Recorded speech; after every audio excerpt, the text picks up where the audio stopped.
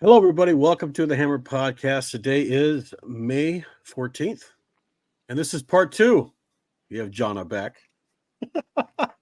Hello We again. didn't we didn't really get to, I guess, talk about all the stuff you wanted to talk about, and that's understandable, you know. So we got another hour. Well, if we have to go a little bit longer, we'll go a little bit longer.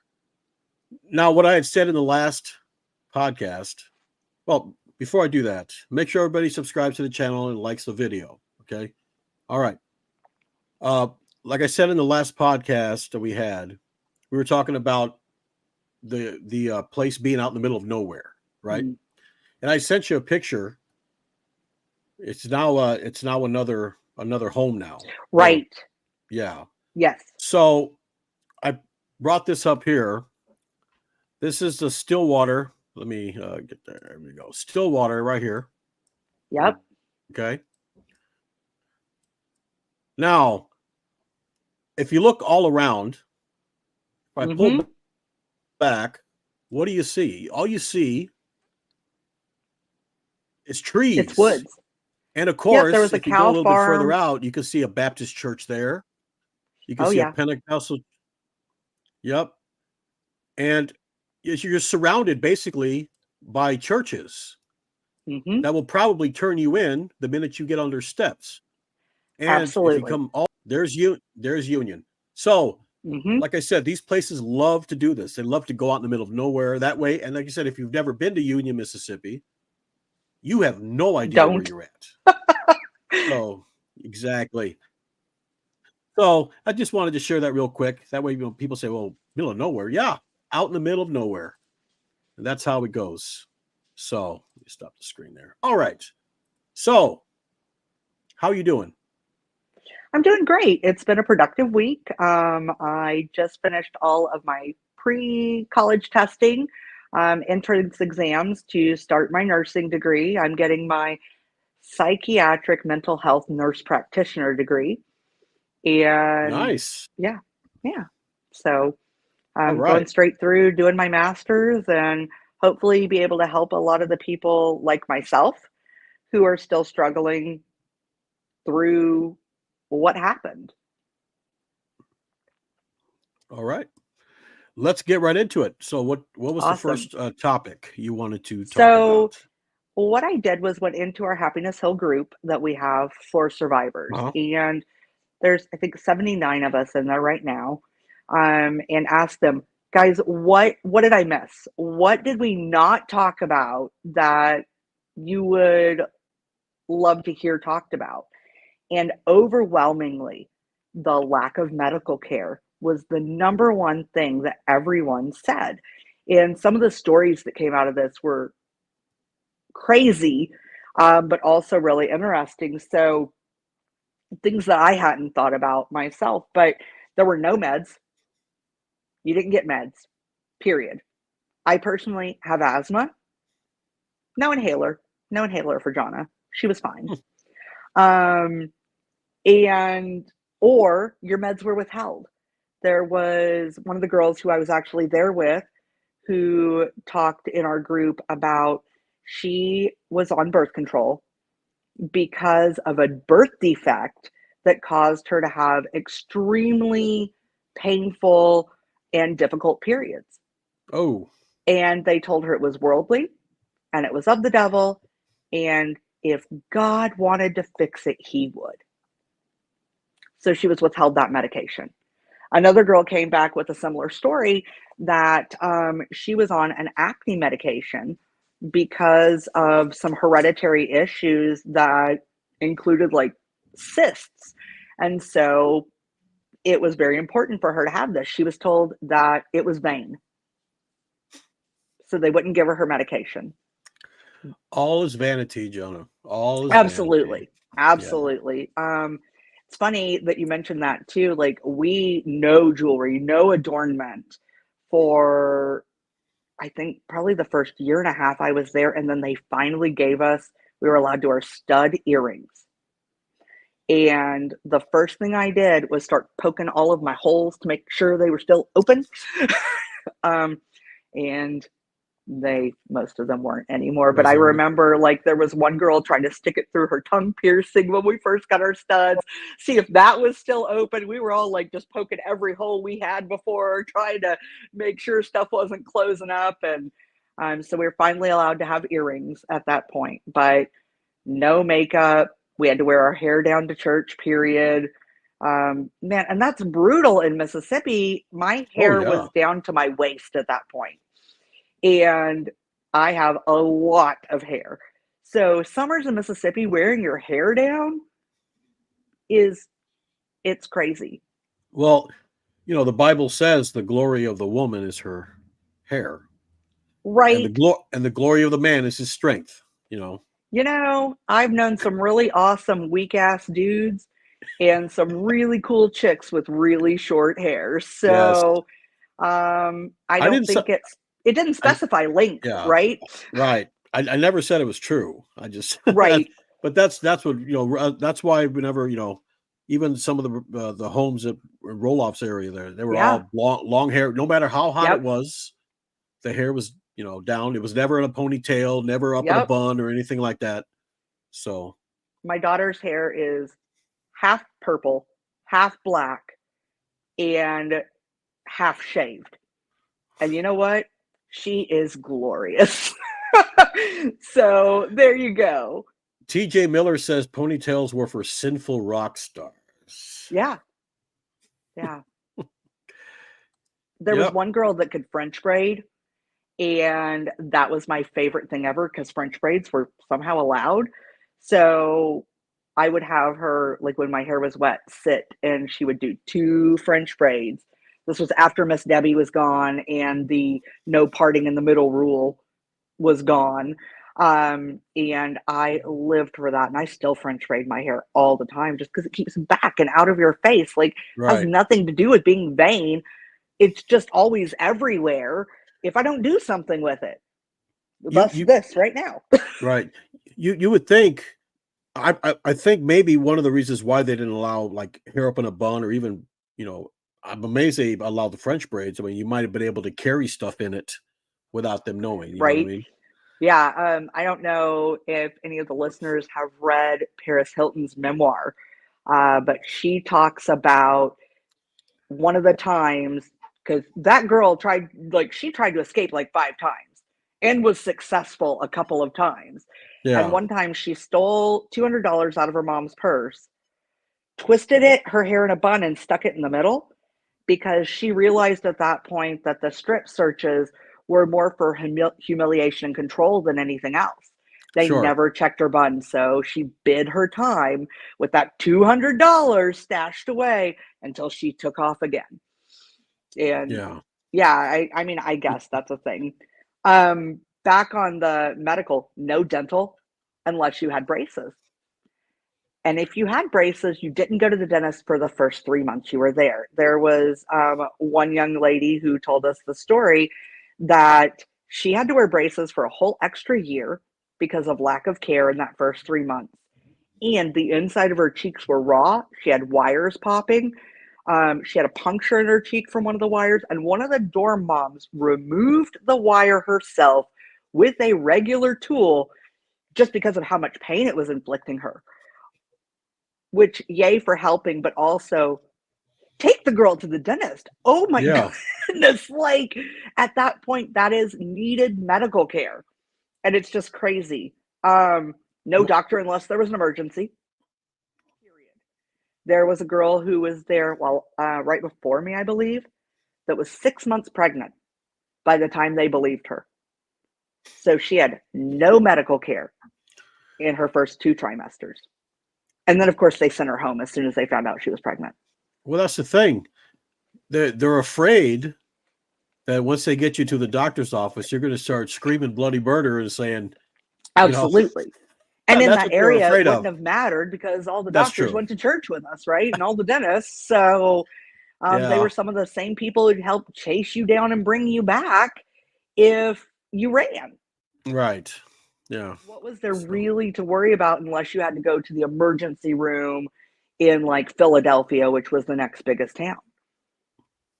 I mean, I Yeah. mentioned last time that my aunt called the sheriff's department in Union for a welfare check and they laughed at her and hung up. Huh. So yeah, it was crazy. There also, it didn't matter, like food allergies, didn't care. There, I was allergic to something that they made me eat. At least once a month, we would have these meatballs, Swedish meatballs stuffed with cream cheese. I had a cream cheese allergy. Yeah, I know, kind of Oh, ooky. Um, and because of the fear of being forced to eat my own vomit if I vomited, yeah. like trying to keep that down and in until no one was looking was, man, that's not even mind over matter. That is like the biggest exercise of self control, probably that I have ever had to personally experience. There was another young lady who was allergic to oranges. We ate oranges with breakfast multiple times a week. She wasn't there when I was there, but some of the other girls were telling me that her lips would be raw, blistered, cracked, and bleeding constantly because of this orange allergy. Yet she still had to eat those oranges every time they were there. But then again, they made us eat the apple all the way down to the core, to the point like half the core was gone. I had a couple of seeds and a stem by the time I was done. And I remember my first time I had an apple there.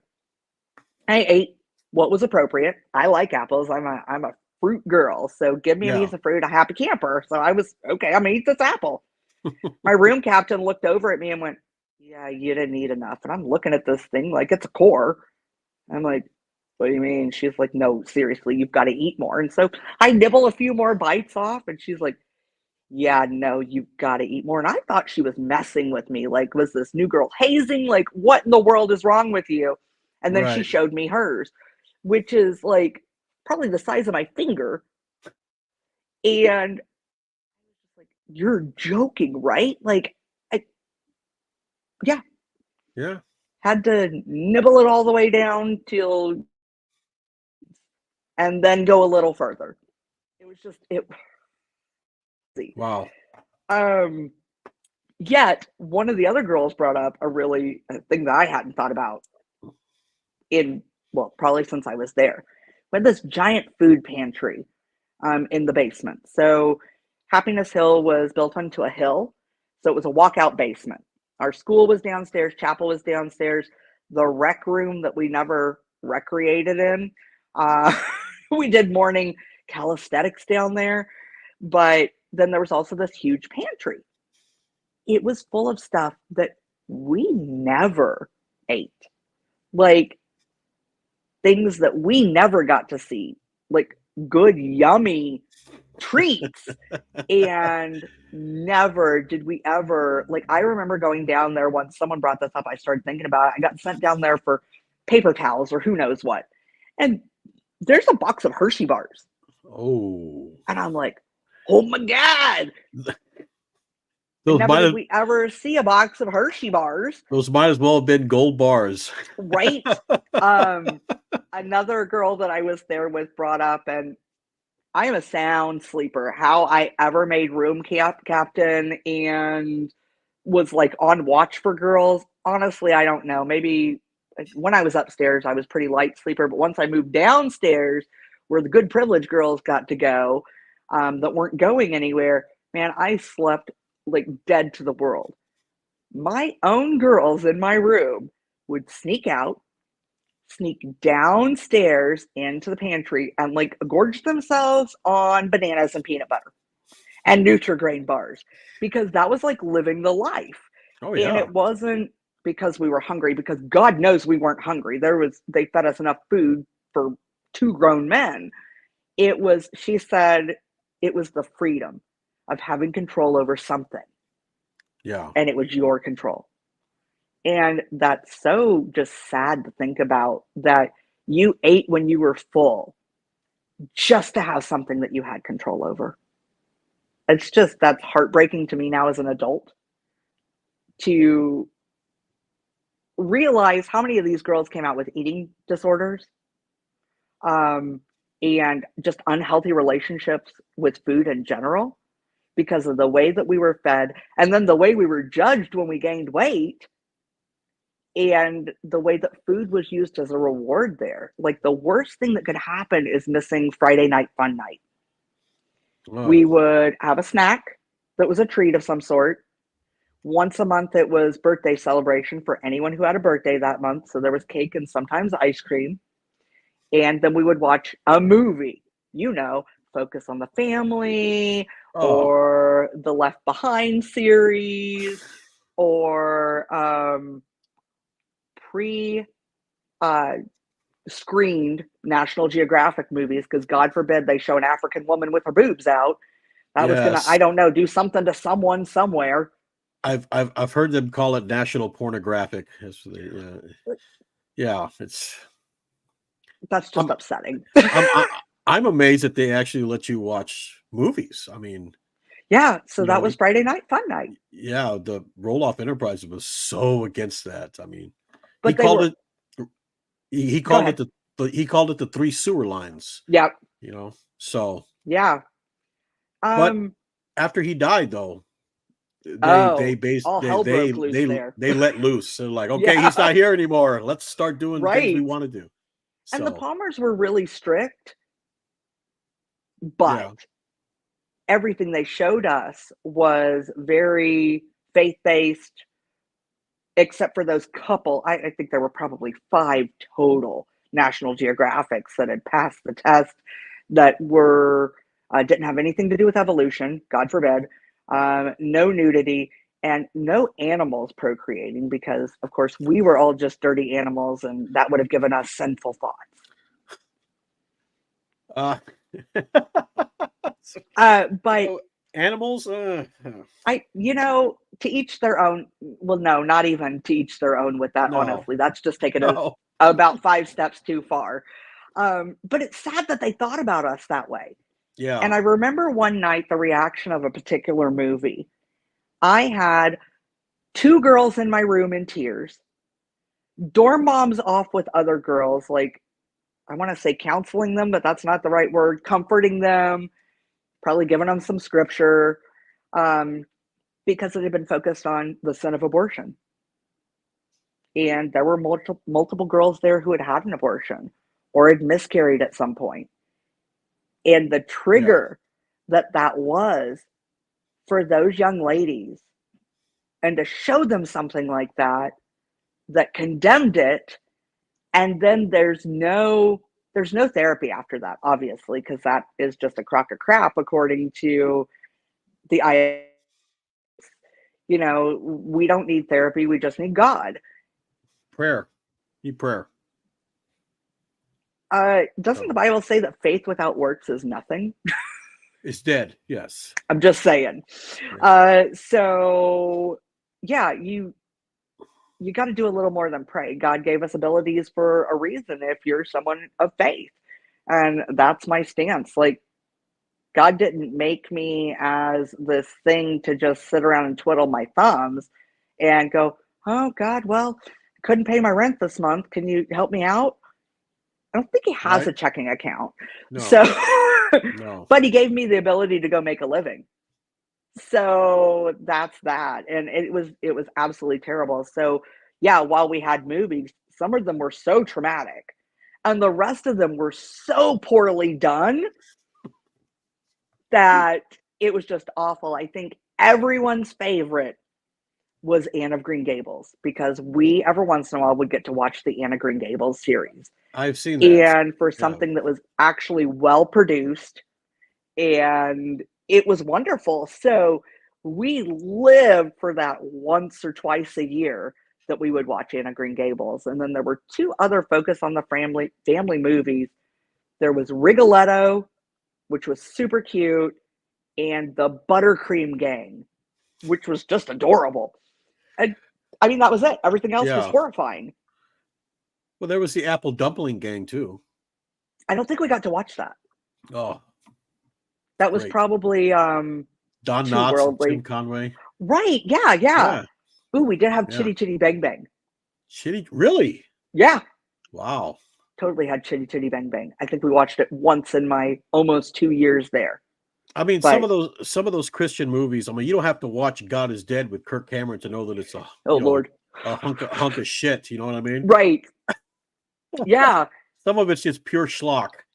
Oh, for sure. And Um, Christian comedy. Ugh. Ugh. Garbage. so we took our youth group once to Winterfest, which is a huge deal.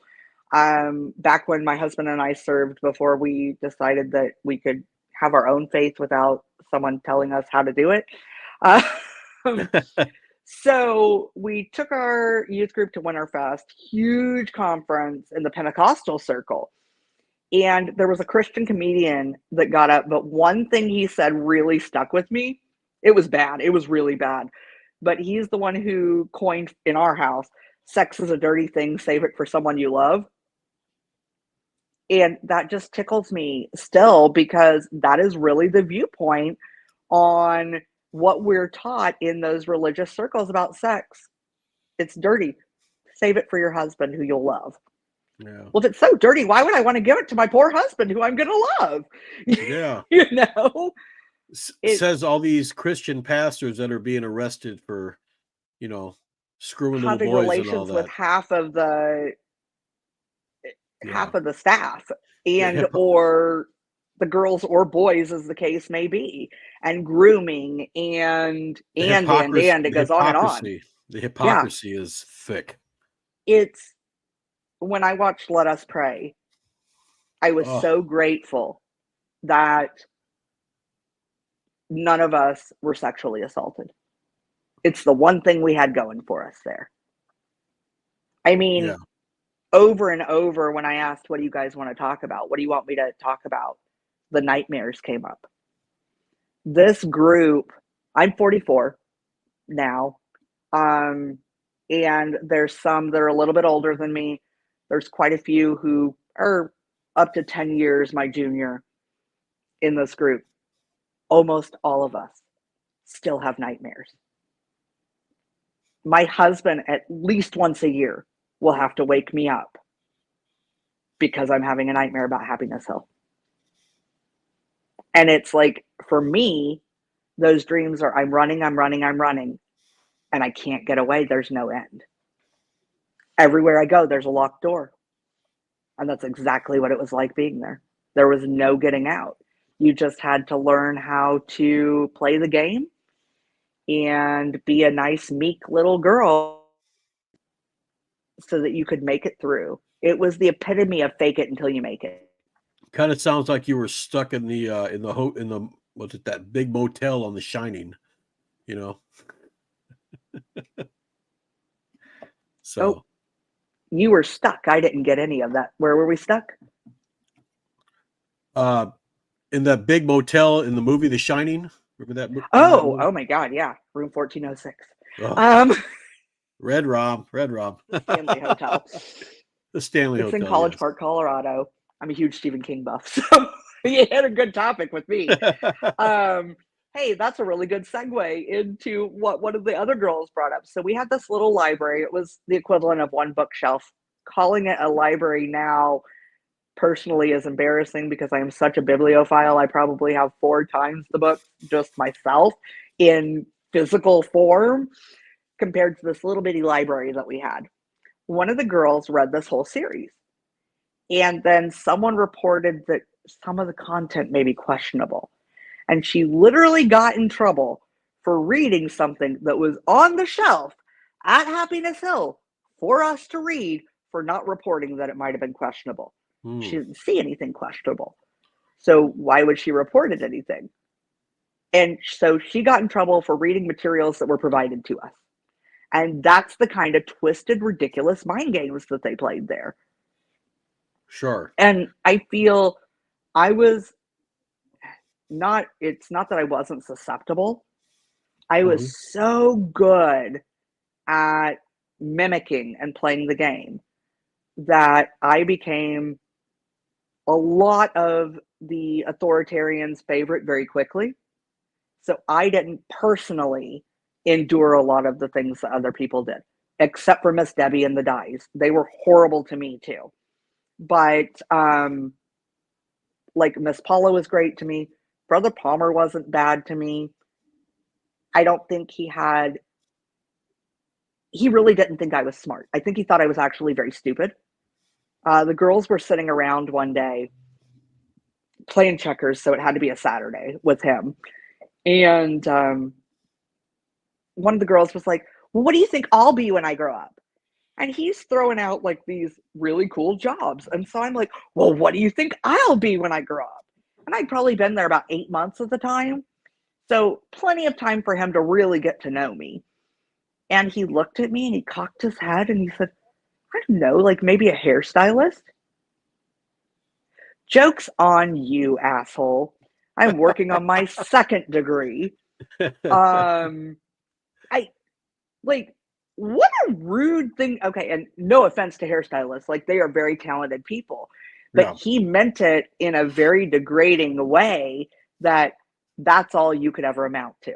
Right. You're going to be working for a, in a low paying job at Yeah, the very bottom. Yeah. yeah. Yeah. It, That was it's just that was that just that was psychological stuff. yeah, degrading you. Yep. Yeah, Making you feel this small. just hurtful, like we talked about last time, overfeeding us until we gained a ton of weight, and then telling us we were fat, and that when we got home, we would finally not be promiscuous anymore because no man would want us Yeah. now that we were gross and fat. And Just those kind of things got said all the time. shoot down your self-esteem. Right. So, Absolutely. But we didn't believe in self-esteem, as I talked about last time. He preached for that whole week on self-esteem and then made us tear it up and told us that there was no such thing. right, I remember. So, yeah, there was no such thing. Our worth only came from the Lord. The end. And if we could sing and make them money. On the comment here, Shorty Peep says, which is funny because Mrs. Palmer was very plump herself. Right. I mean, Miss Debbie, in the comments in our group the other day, someone described her as a short woman with wide hips, probably weighing about 350, Ooh. which is accurate. That woman, I don't know how she fit through those narrow doors upstairs. She was huge. Brother Di was huge. I remember he got gout at one point, and Brother Palmer went on a tirade about how that was a rich, fat person's gluttonous, slothful disease. Yep. And just, I mean, a tirade. And not long after that, Brother Di was fired and gone. So apparently, if you get gout, you will be fired immediately. Well, you could also get gout from alcohol too. Maybe he was a raging alcoholic. Who Man, if knows? he was, he hit it really well. Because I think Yeah. there's a few girls that if they had caught any whiff of that, would have been breaking down the door to have a moment of happiness. And Take a just, couple of swigs. Yeah. man, and it wouldn't have taken much, as long as we'd Yeah. been there, we'd have been like passing a bottle and all of us falling over. It would have been done. So another thing that someone brought up in this one, this is a traumatic memory for me. Every summer, for some reason, Brother Palmer would make us go on these walks. Again, Mississippi, high humidity, summer, skirts, pantyhose, with tennis shoes and Wow. socks. And the one and only one of these I ever had to go on. And he would make us walk 4 miles. This was not 4 miles, but for miles and miles. I was fit when I went there. I played soccer, like the whole gamut. So I was no stranger to walking and running. I almost passed out. And I started having an asthma attack. I literally had a heat stroke. By the time we got back, I was cold sweating, vomiting, had a horrible migraine. And one of the girls said that the walk was, if you die, you die. Well, I don't know how I made it back, honestly. And they didn't care. I was told, you'll be fine, just keep walking. I had no keep walking left in me. Did And they he have was ex-military, so we're singing right? the like military marching songs as we're going along too. Please don't tell me it was "I'm in the Lord's Army." Was it? Oh, totally that one for sure. Oh, I may never march in the infantry, ride in the Yep. cavalry, Shoot the shoot the artillery. artillery. Yep. Oh, I can't believe I remember that. Oh, some of the Release and stuff you can't sound forget. off 1, 2, Yes. Um, Oh, yep, that's real uh, off. Man, I tell you. Yeah, Stephen King some actually has things a short story called The Long Walk.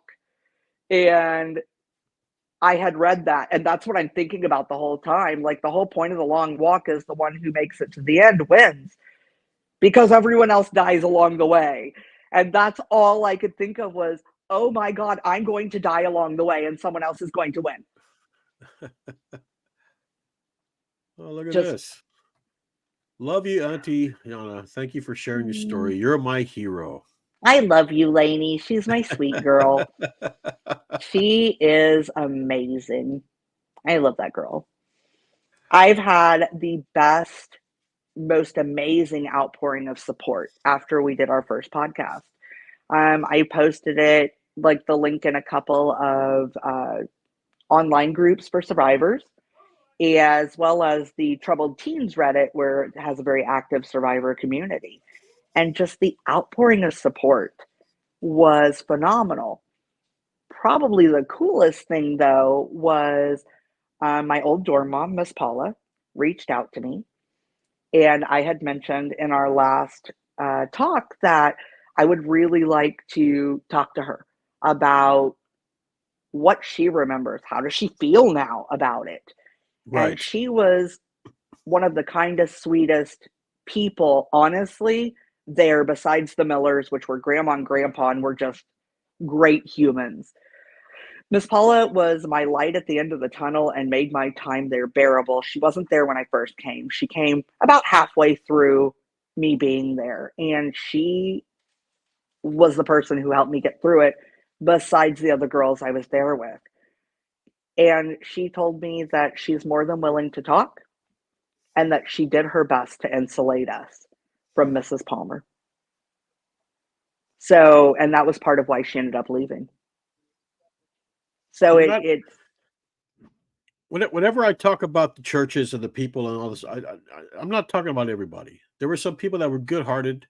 They had great hearts, great souls, but there were some that were just mean as the devil. Just mean. it's fun people that really thought that the Palmers were doing this great work.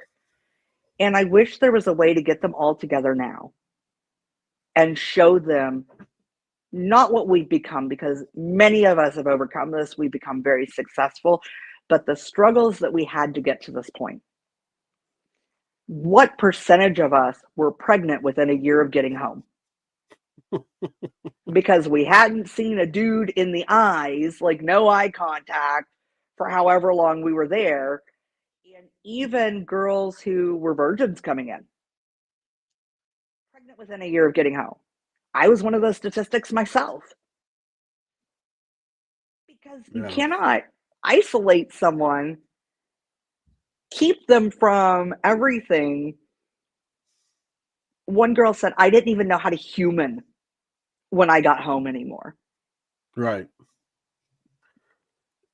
It's so, the world goes on, especially in this age of technology. Everything changes so quickly. And when you are in this bubble for a year, two, one of the girls I was with ended up institutionalized for 5 years, first at Happiness Hill and then at another facility. How do you come back from that, especially if you age out and you come home at 18? Now you're expected to do something with your life. Well, you don't have a real diploma and you don't know how to communicate with anyone. And in my particular case, the internet had become a thing while I was gone. So I was just confused about, you want me to apply online? I don't understand what that means. Wait, real people have computers now? This is a thing? Like, Yeah. it was baffling. just so hard to leave that space mentally and emotionally, but also just growth wise and move forward. One of the other girls mentioned that she cried the first night she got home because she didn't know how to not be in Happiness Hill anymore. Institutionalized, basically, Yeah, you know? it's not different than when prisoners are released, Right. except for there are programs for when prisoners are released. There are things to help them get back into society. There are so many programs out there that exist to help a newly released inmate get a job, get that first place to live. Halfway house, that kind of stuff. Yeah. Yes, there's nothing for the thousands of us that get Nope. released and told good luck. We don't even get the 20 or 40 bucks or whatever they give them when they leave prison. It's nothing. It's good luck, pray a lot. And it's insane. I'm actually working with a group of others. I don't know if I mentioned this last time, um, from across the US, other survivors. We're working on putting together a network for kids that are aging out, that have just, they've been institutionalized in TTI facilities for so long, or even just a year. And now they're 18 and they have no idea what to do. So we're working on a mentorship program, almost like an AA, to where they have someone that they can call to help them through this process that's been through the process themselves. Because God, that would have helped me so much if I'd had someone to talk to, someone to turn to. And the internet, at least social media, wasn't a thing yet. So I couldn't reconnect with this group of girls because we surely were not allowed to have each other's addresses or phone numbers. Even talking about where you were from was somewhat forbidden. You had to use kind of general, bigger terms. Yeah. Uh, the links that we went to keep each other's information, though, is almost funny. Um, One girl had like code underlined in her Bible, like every few letters, to get people's addresses. I personally, this is just how my brain works. I wrote scientific formulas in my scientific calculator, and those formulas were people's addresses and phone numbers. But it was buried behind like a passcode. So even if someone had picked up my calculator, there was no way for anyone else to get to. Period. Like you couldn't Right. find it. One girl sewed slips of paper in her pillowcase seam. Like we did everything we could to reconnect. And then with MySpace and then Facebook, we started these groups and we all started getting back together. And it's been, I think, really healing for a lot of us. It's amazing how many people have these giant memory holes. I was messaging with someone I was at Happiness Hill with just the other day, and she said, even after all of this conversation in our group, because we've been very active lately, she was like, I don't hardly remember anything.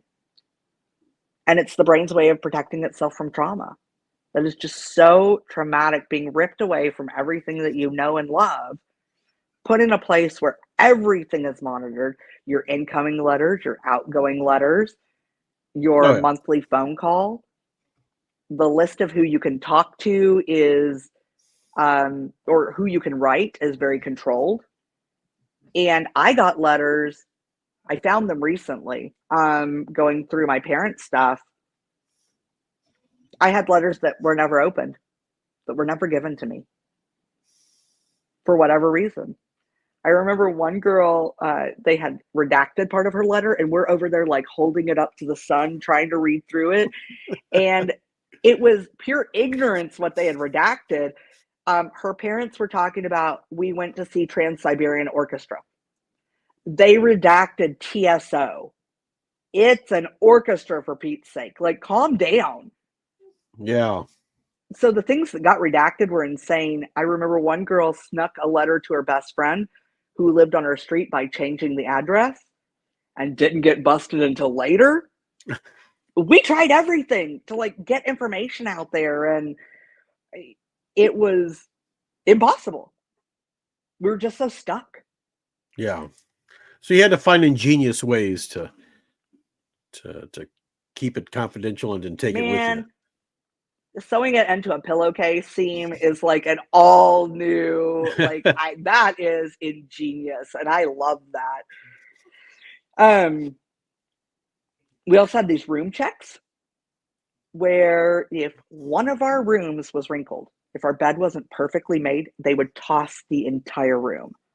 I'm talking about drawers, mattresses flipped in on the ground. I will, like, the first time I came back to my room and that had happened, I just stood in the doorway like, what happened here? I had never Right. experienced anything like that.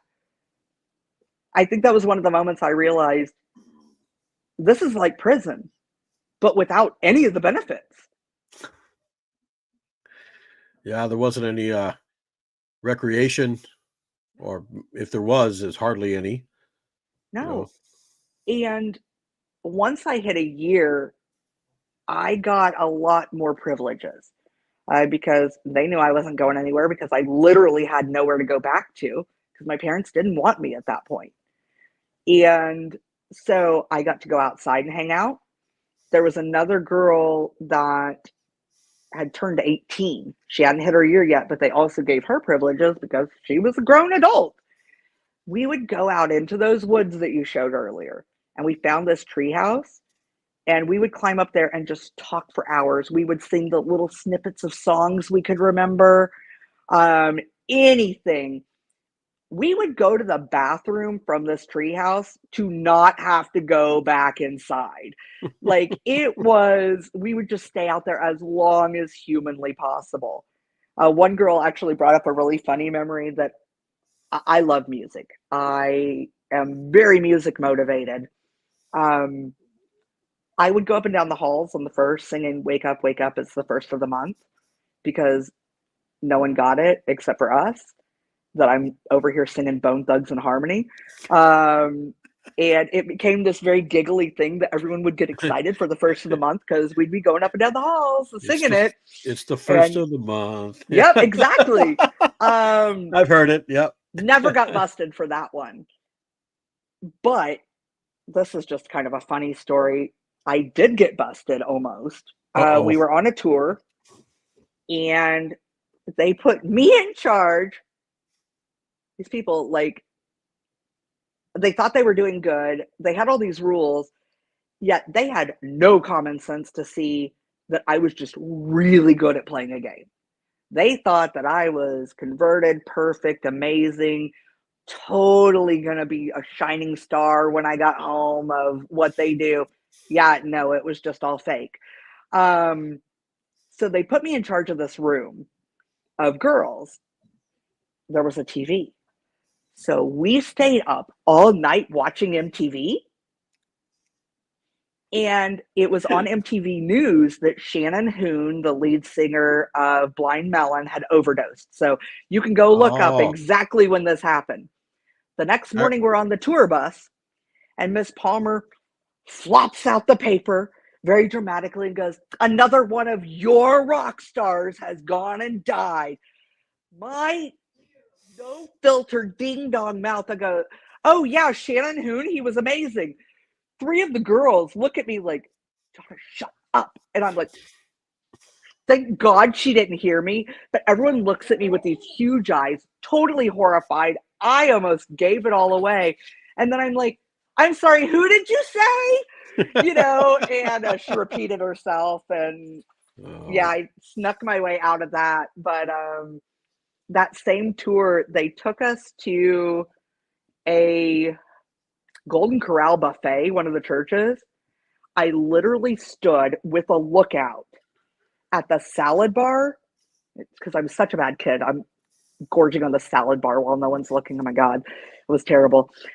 Eating pepperoni and salad shrimp because not allowed. No pork and no shrimp. So I'm over there just with the little tongs, putting them on my plate, shoving them in my mouth, putting them in my plate, shoving them in my mouth. And one of the staff walked by and they're like, "Johnna, what are you doing?" I was like, like I chipmunk cheeks full of pepperoni. So yeah, there were some great memories, but even those great memories are rooted in bad stuff. Yeah. You always have to sneak around, if you're going to be doing something. Right. Those are the great memories, sneaking around for the girls who managed to wait till I was asleep and then go get their peanut butter and bananas, and watching MTV in the middle of the night and almost getting busted. And yeah, those are the good memories, the funny ones. And then there are others, like this one girl named Angie. I'm from Missouri originally. She was also from Missouri. I was so mad when she came in because I was a downstairs girl, and they moved me back upstairs to watch Angie because one of her first nights, she tried to open a window. So obviously she was going to try to run. So they moved me up there to watch her. And they had me and another girl. We stayed up all night. They actually gave us soda and snacks to stay up all night, which I think this was the only time I ever had soda the whole time I was there. We stayed in the closet with the light on to watch and make sure she didn't try to run. And then we would sleep for a few hours in the morning, be excused from morning chores. And then by like halfway through the first part of school, we had to be down there in school, do the rest of the day like normal. One morning, Angie didn't wake up and she was playing coma. Like, she was determined to pretend that she was in a coma so hard that we would take her to the hospital. Joke was on her. That wasn't going to happen. And this is like one of my biggest, I've dreamed about this multiple times because I feel terrible. And yet at the time, I knew I was doing the right thing. I knew I was. We dragged her out of bed, like from a top bunk, didn't care about bodily injury, let her thunk to the floor, didn't wake her up, put her in an ice cold shower. This girl was good, like did not move a muscle. She did actually help us get her into the shower, which like she stepped a little and I was like, she's fine. Alternated hot and cold water. Still didn't wake her up. Drug her down the stairs. Went to paddle her. Who thinks it's okay to paddle a unconscious person, whether they're actually unconscious or not? One of the dorm moms was trying to put her in cuffs and was taking her arm this way. And she finally said, "You're going to dislocate my shoulder, you stupid bitch." And the dorm mom said, "I knew you were awake." And then proceeded to cuff her and paddle her. And that girl went on to be an award-winning actress, didn't she? God, she should be. She actually is happily married with an amazing family. And I actually don't know what she does professionally, but she seems like she's done really well moving past that, but totally should have been an actress. Right. Yeah, the end of that should have been, and her name was Angelina Jolie. Nope. Right. Yeah, and, so and the Grammy goes to, just I don't have that level of self-control. When first time someone dragged me out of the bunk and I hit the floor, I'd have been like, "Ow, rude," or come up swinging or something. But man, she played it all the way through. And that was over the course of like 30, 45 minutes, switching the cold and hot water and then bringing her down the stairs. And that poor girl sat in handcuffs, I think, for the next week on confinement, listening to roll-off tapes. Oh. You could have predicted that, right? Yeah, that was listening to roll-off tapes was pain enough. It was enough punishment right there. Absolutely. Listen to that guy. We listened to him a lot during breakfast. Like, there was no rhyme or reason to when we would and when we wouldn't. I don't know if we'd gotten too chatty and he needed us to shut up, but on would come the Focus on the Family roll-off tapes or the Family Altar show, right? Family Altar program, yes. Yep. Family Altar. I remember because he was kind of a weird evangelist. He'd be the kind of guy that is really speaking low, and then all of a sudden one word is like, "Ah!" I mean, he'd scream it out loud. He's like, well, it just scared the hell out of you. With intermittent singing. Did I strike a nerve there, Jason? Did you ever hear? I don't know if you remember the Camerons. Were they ever there? I know who they are. They were not ever part of what we did. Okay. Well, Faye Cameron, who was Wiley Cameron's wife,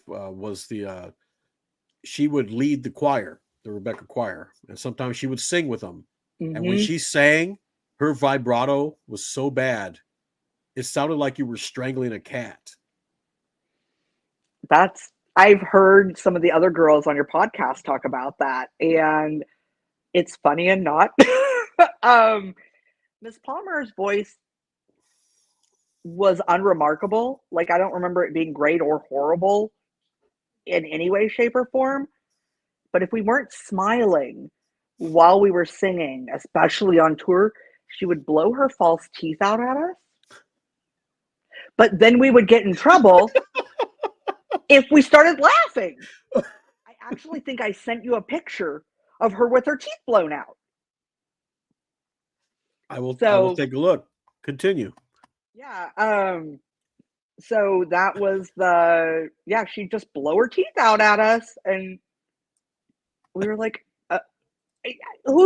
what 16-year-old girl is not going to laugh when you're up there trying to be serious, trying to sing, and all of a sudden your choir director's teeth is flying in your general direction? It's hilarious. I would still laugh now. But yeah, then we would get in trouble if we laughed, because we needed to be more serious.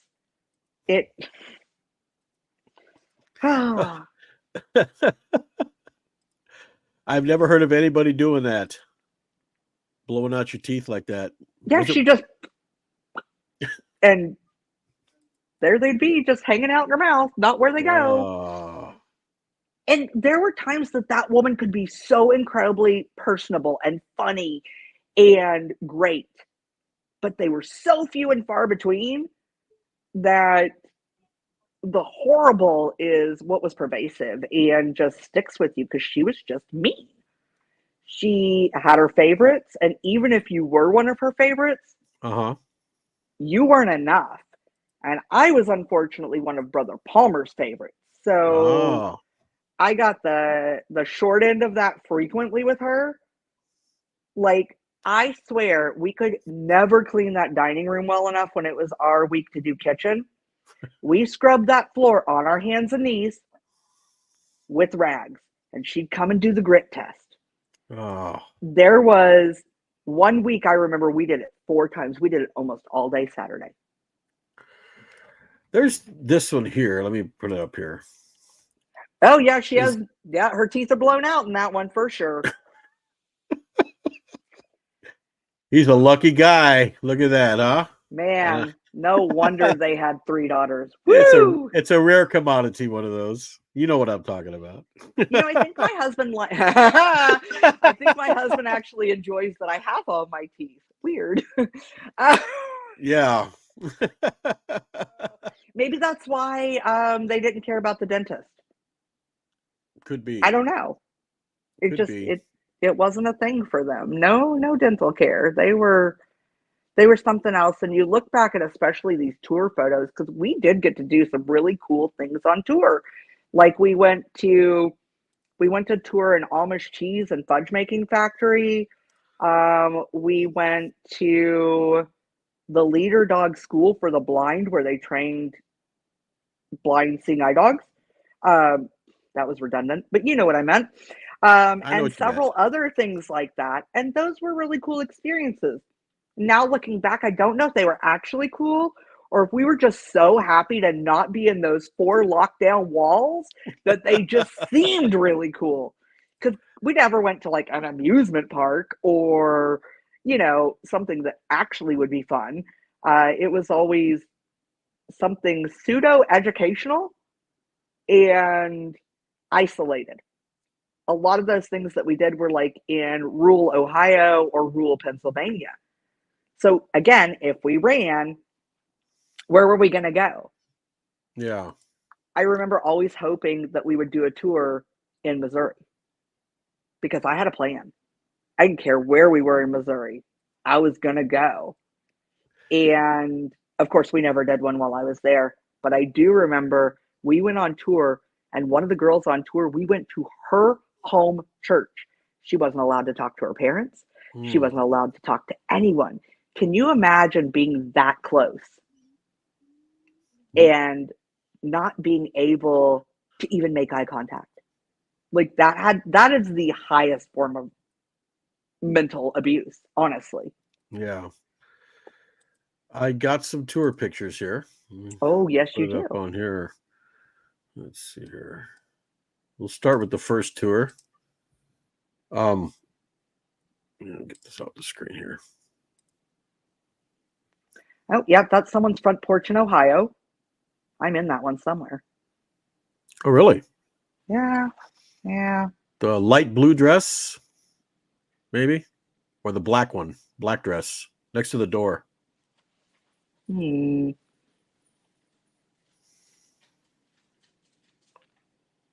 I can name all those people. I think I'm the one behind Miss Palmer's head. Go figure. Oh, the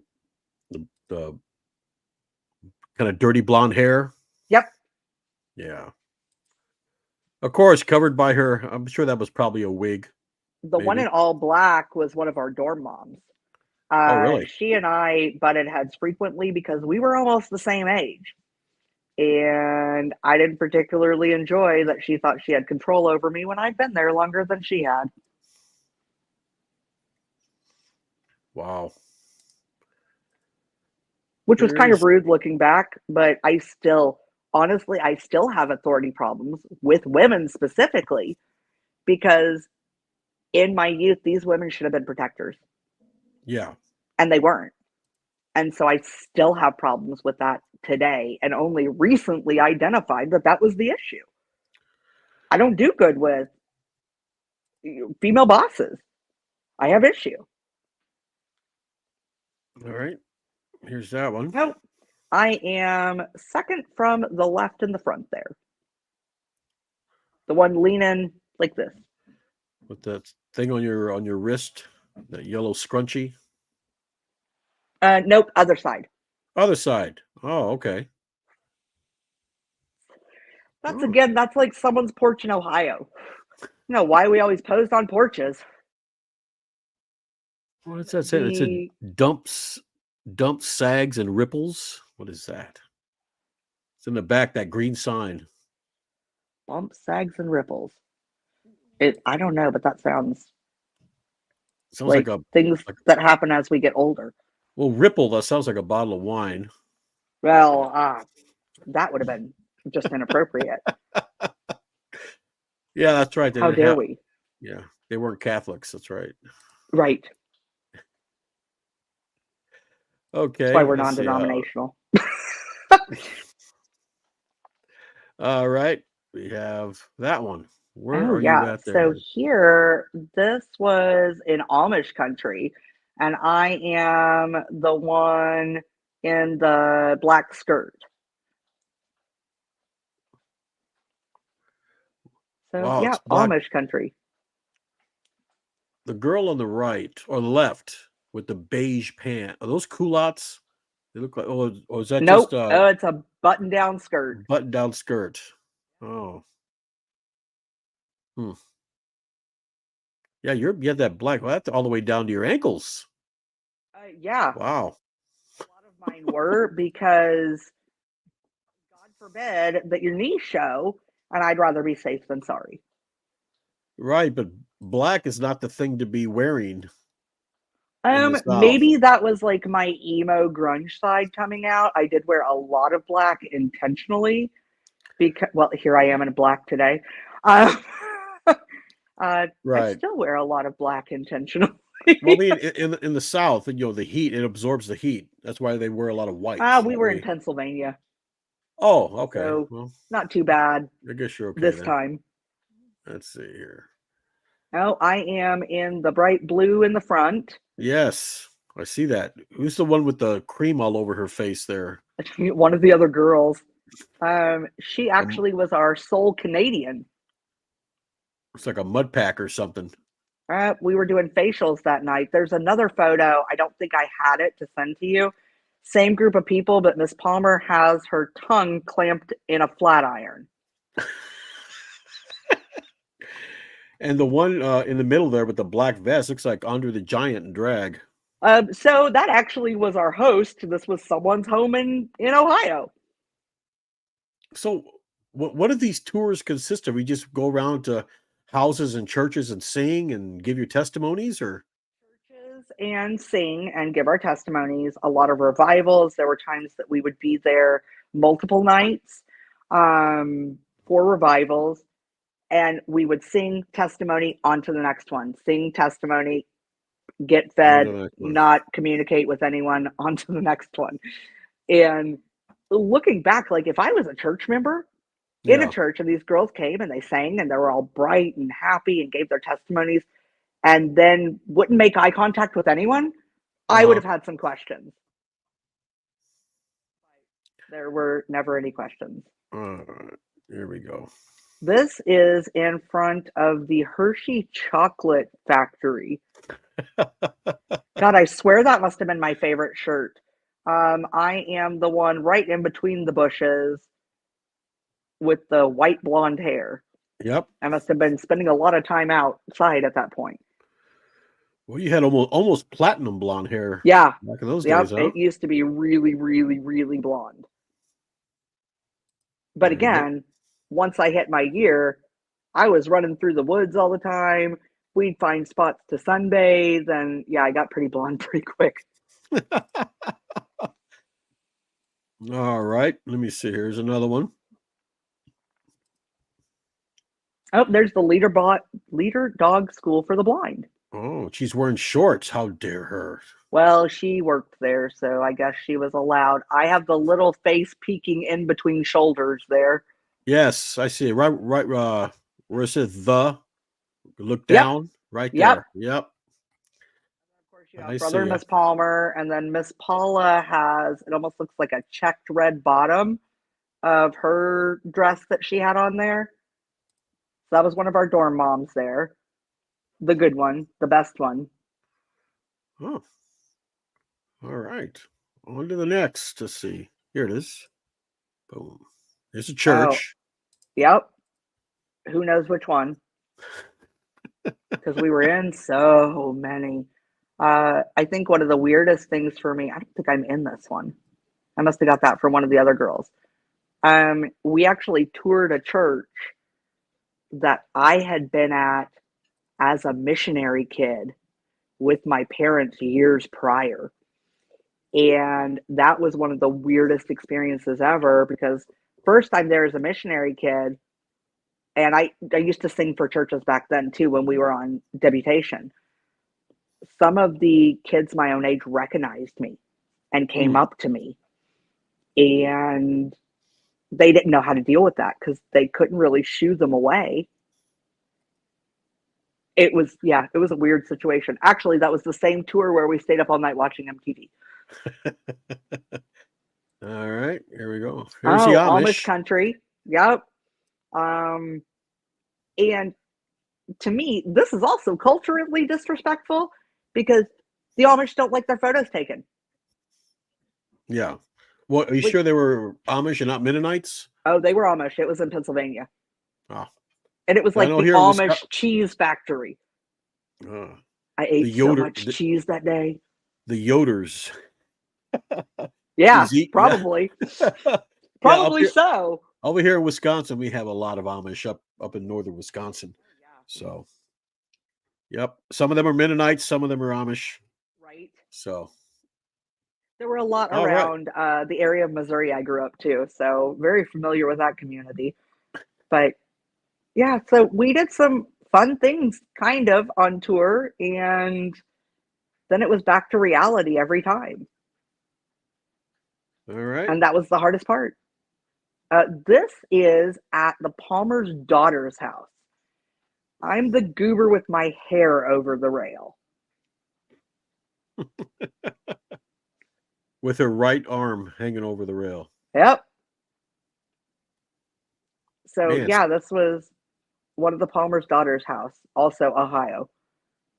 We spent a lot wow. of time in Ohio, but that's where they were originally from. So that's where a lot of Man. the support was.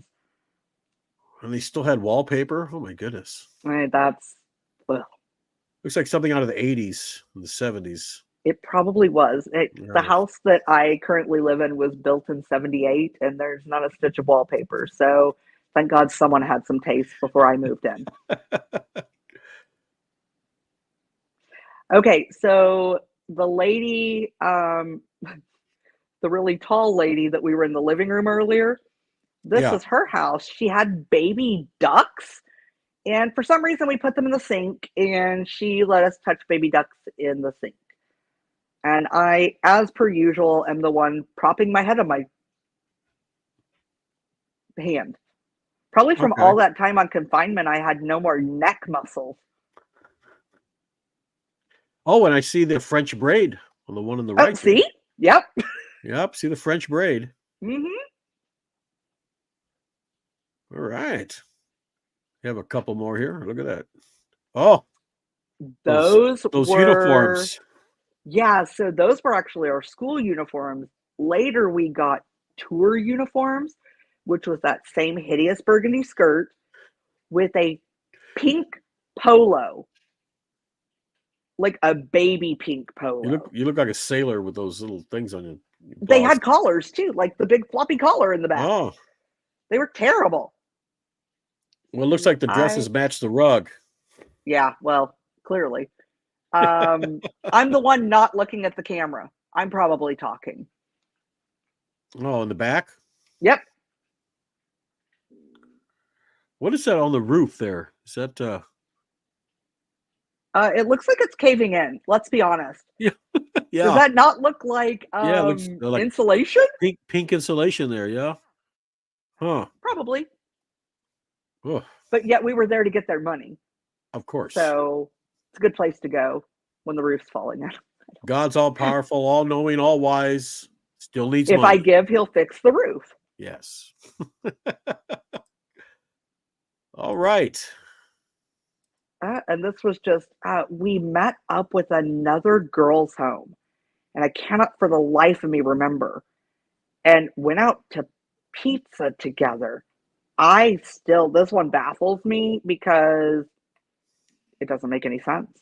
That was so out of character for everything. So we're at a random pizza place with a whole nother girl's home. Eating pizza? Eating pizza. Wow. What a treat. Honestly, we were in heaven. There was probably soda. Oh. The work of the devil. Yeah, well, all sugar, right? Yeah. All right, and one more here. It is the tour bus. Yeah. That was the tour bus. I had a picture somewhere of the outside of it. It was dedicated to their daughter Cheryl, who went down in the plane with Lester Roloff. Right. And yeah, so there we all are. That guy in the front, he came from another place, and he came every now and again. Like if the Palmers went on vacation, he would come. His sermons were always really fun and exciting. He wore t-shirts with graphics, which was weird. And I swear to God, his last name was Cameron. But not obviously Wiley Cameron, because he's way too young. Well, he had a son. And I have wondered and cannot find anyone who can remember his name. Somebody put or here. This guy's name. Brother Ron Clark. Okay, well, I was way off. And this was his pizza place. See? Oh, must be talking about the. Thank you, must Tara. be talking about the pizza.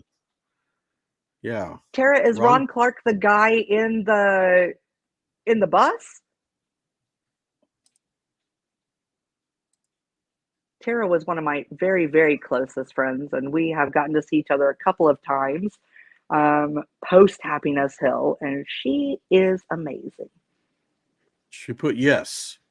Okay, well, there you go. Yep. Great. She would remember way better than me because my brain. Yeah, I could name you every one of those girls. I won't for their own sake. But yeah, who that dude is, I don't know.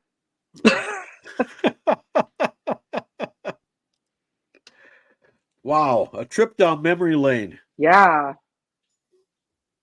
So now I'm just doing everything I can to stop this from happening to other people, whether through the degree that I'm working on, the mentoring program that I'm a part of helping with, the advocacy groups that I'm a part of. I have a couple of protests and things of that nature coming up that I will be attending, if ever given the chance to speak to it to help new laws. I'm in. This Which has by to the stop happening. way, Tara Vale messaged me and she wants to come on the podcast as well. She's So amazing. Okay, Tara is the cutest little southern thing. You will have a ball with her. She's adorable. Yeah, she's super do that, awesome. or we could make 3 people if you want to come I on know there over. were a couple of other girls who were interested too. Yeah, That we were all kind of there at the same time. So that would be really neat. sure. If you want to make a, get 4 or 5 on here and just Oh talk my God. away and about the good times, bad That would be times. such a hot mess. Oh. But the invitation's there, so definitely. Well, I truly thank you for giving all of us this platform that have been through these places to share and tell our story. And I've said many times, if putting my story out there can help one parent see this and go, I don't want to do that, then it was worth every minute. Yeah, it's very rewarding. Makes you feel good right here. Yeah, absolutely. Absolutely. And if I So ever win the lottery, I will come up with an alternative to the troubled teen industry. Because right now, that's the problem, is there's not a good option. I was just talking to a mom earlier who is trying to find a solution for their kid and doesn't know what to do. And there's not a good alternative. and like I don't know if I said this in the last podcast you were on, but a lot of these places are in states like Missouri is one of them Hmm. where it's not regulated. You know what I mean? No. So if they shut down, they just go to another state, Yep. start back up again. Utah's a big one. Mississippi is a big one. Florida, Mhm. Florida as well. Missouri did just pass some new laws. I was actually reading about it today. Some Circle of Hope, Agape, and one other got closed. Yep.